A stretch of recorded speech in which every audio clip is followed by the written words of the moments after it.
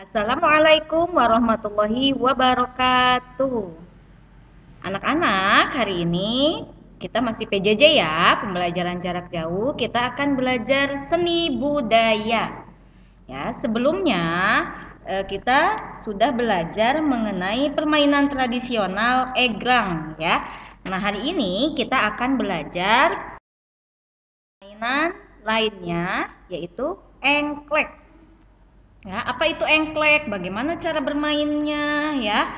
Nah, kita akan bahas hari ini ya. Tolong diperhatikan dengan baik dan didengarkan. Oke, engklek adalah permainan tradisional yang dilakukan dengan menggunakan satu kaki. Ya, kalian pasti pernah mempraktekkan ya. Nah, engklek juga memiliki banyak nama di Indonesia ya.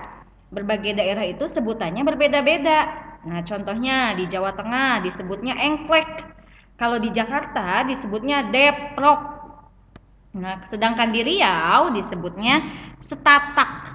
Nah, ada juga di Nusa Tenggara Timur disebutnya sikidoka. Nah, itu nama lain dari engklek. Kalau di Jawa Barat sama ya dengan Jawa Tengah engklek.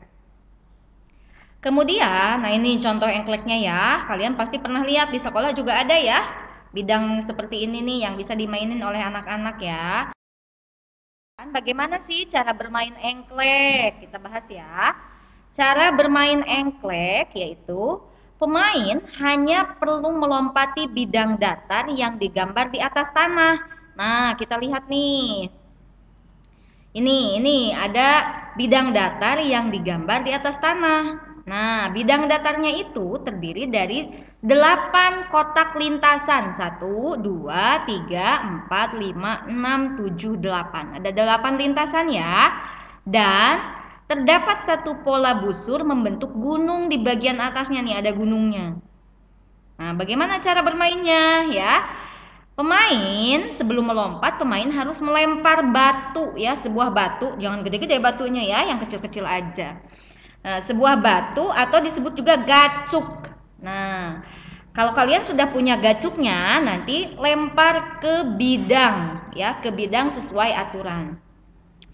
Kemudian, kotak yang terdapat gacuk dilarang untuk diinjak. Kalau misalkan gacuknya ada di bidang nomor 1 atau kotak nomor 1, berarti kotak nomor satunya itu tidak boleh diinjak atau harus dilewat langsung ke bidang atau kotak nomor 2. Ya. Setelah mencapai petak gunung, pemain berbalik untuk mengambil gacuk. Ya, jadi kalian berjalan dari mulai 2, 3, 4, 5, 6, 7, 8 sampai gunung, balik lagi. Ya, balik lagi nanti kalau sudah di angka 2 ambil gacuknya. Nah, habis itu lempar lagi, ya, lempar lagi si gacuknya ke bidang yang lain. Nah, itu cara bermain engklek, ya.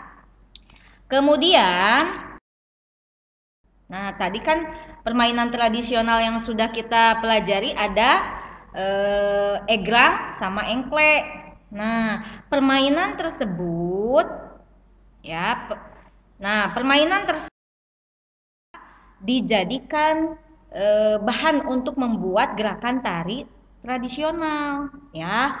Bagaimana caranya?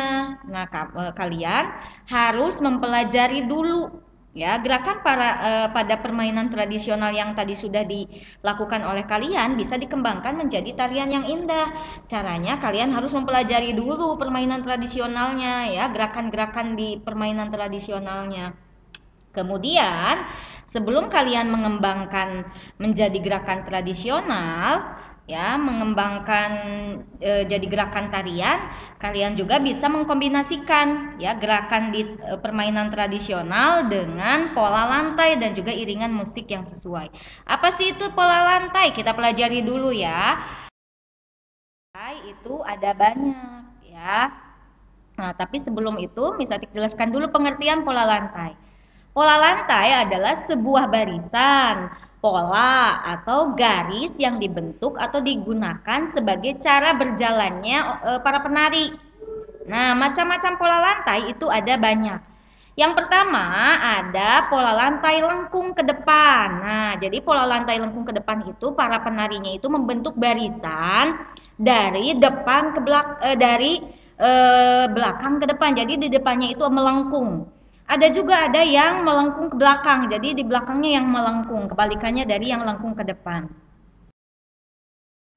Ada pola lantai garis vertikal. Ya, garis vertikal itu berarti dari depan, si penarinya dari depan ke belakang. Ya, dari depan ke belakang. Ada juga kebalikan dari vertikal, yaitu horizontal. Ya, horizontal itu seperti kita sholat ya, membentuk saf dari kiri ke kanan. Ya, kalau itu horizontal. Dan ada pola lantai lingkaran. Lingkaran itu para penarinya membuat lingkaran, melingkar seperti ini. Kemudian ada pola lantai zigzag. Nah, kalau pola lantai zigzag itu pola-polanya itu si penarinya berliku. Jadi ada yang di sini, ke sini ya. Udah tahu ya kalau zigzag itu seperti ini. Nah, itu adalah macam-macam dari pola lantai. Kalau kalian mau membuat tarian dari permainan tradisional, kalian harus mengetahui dulu gerakan di permainan tradisionalnya, kemudian dikombinasikan dengan pola lantai dan juga iringan musiknya. Nanti bisa kita praktekkan di sekolah ya.